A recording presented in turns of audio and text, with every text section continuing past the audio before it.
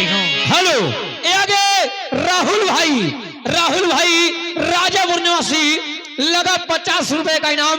इनकी फरमाइश है छलकत हमरो जवनिया राजा। अरे कि जब से तू सैया अरे गई हरियाणा अरे घोटात नहीं हमरे के खाना और काहे छोड़ गईला बहरवा बला मोजी लाइन मारेला देवरवा बला मोजी लाइन मारेला देवरवा बला मोजी जब से तू सैया गैला हरियाणा घोटले घोटात नइखे हमरा से गाना काहे छोड़ी गैला बहरवा बाला मजी लाइन मारेला देवरवा बाला मजी लाइन मारे यहाँ के जनाब गुलफाम भाई ये उनकी तरफ से घर मालिक के लिए 101 रुपए व्यवहार पार्टी से शुक्रिया।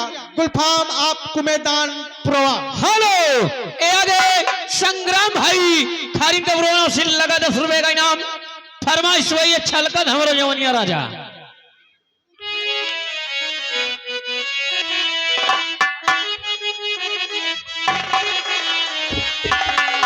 अरे छलकते हमारो जवानी आए राजा जगन बाल्टी के पनिया हो गुवदानी राजा हम हो छलकता हमारो जवानी आए राजा जगन के बाल्टी के पनिया हो काली धोली कुछ बोली राजा हम हुआ भर लोड बानी हो काली धानी राजा हम हुआ भर लोड बानी हो। हेलो ये आगे हबी किशन भाई खलनायक कोवी निवासी लगा 10 रुपए का इनाम।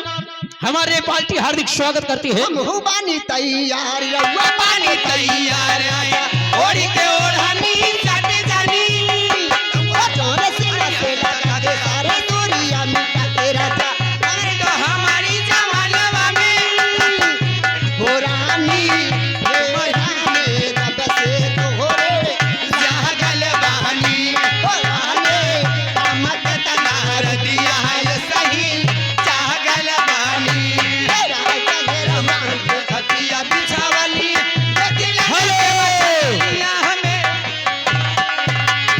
हेलो ये आगे राइटर महोदय ध्यान दीजिएगा।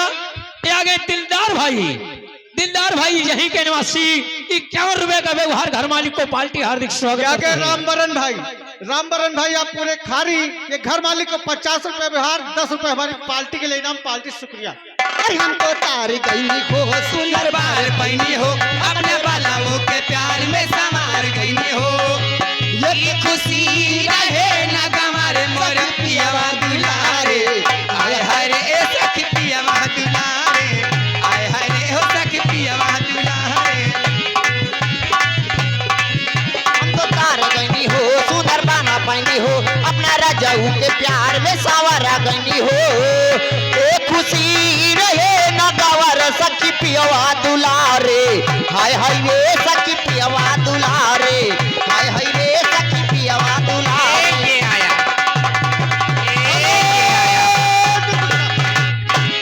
आगे अखिलेश कुमार भाई आप पूरे खारिज उनकी तरफ से 20 रुपए इनाम पार्टी शुक्रिया।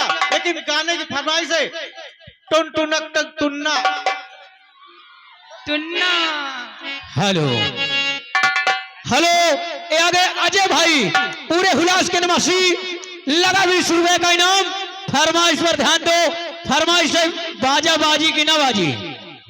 अतड़ पेला मोरी चढ़ली जवानी कबले लगने लागी तड़ पेला मोरी चढ़ली जवानी कबले लगने लागी हे राजा जी बाजा बाजी की ना बाजी हे राजा जी बाजा बाजी की ना बाजी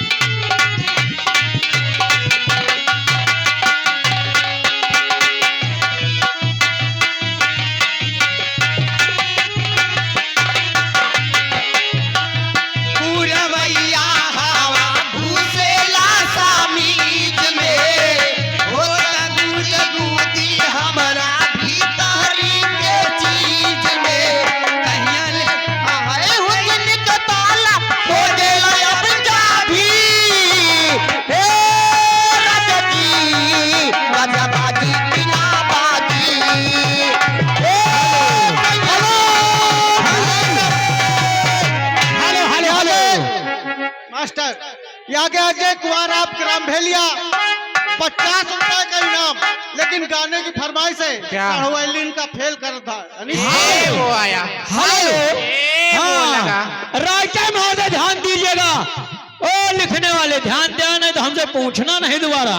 ये आगे श्रीमान मोहम्मद जनी भाई पूरे हुलास के, पूरे कुमेदान के निवासी 50 रुपए का व्यवहार घर मालिक को दे रहे। पार्टी हार्दिक स्वागत करती है।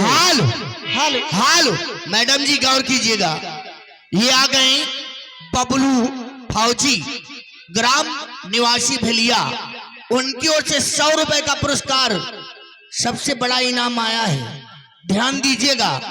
और उनकी फरमाइश है सैया टूट गईल कमर कर धनिया ना। हेलो राइटर महोदय ध्यान दीजिएगा।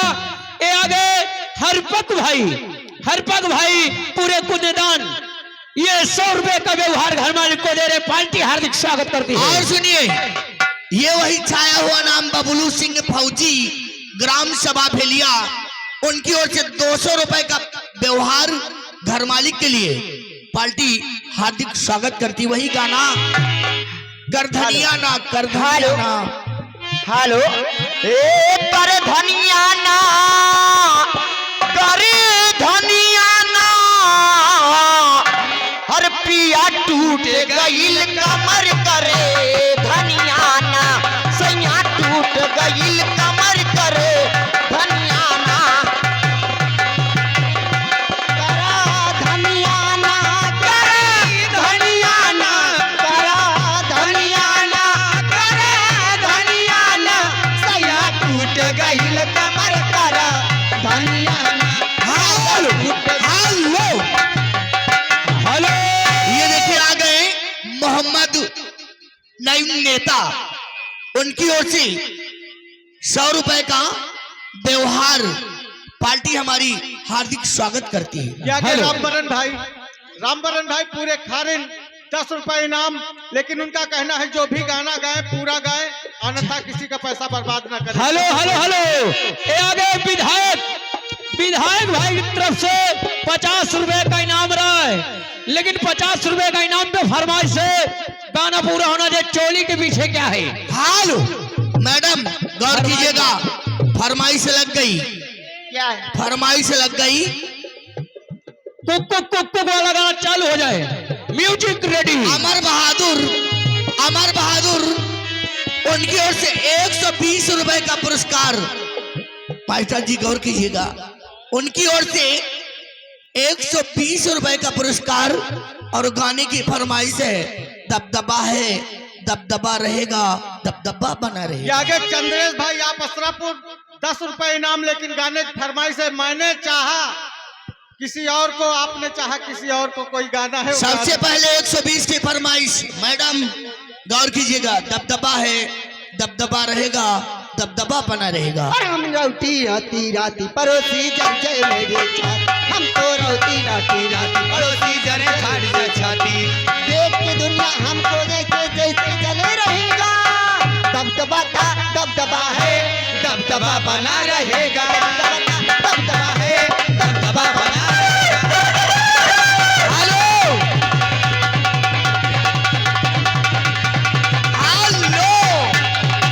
ये देखिए आ गई इंसाद अली ग्राम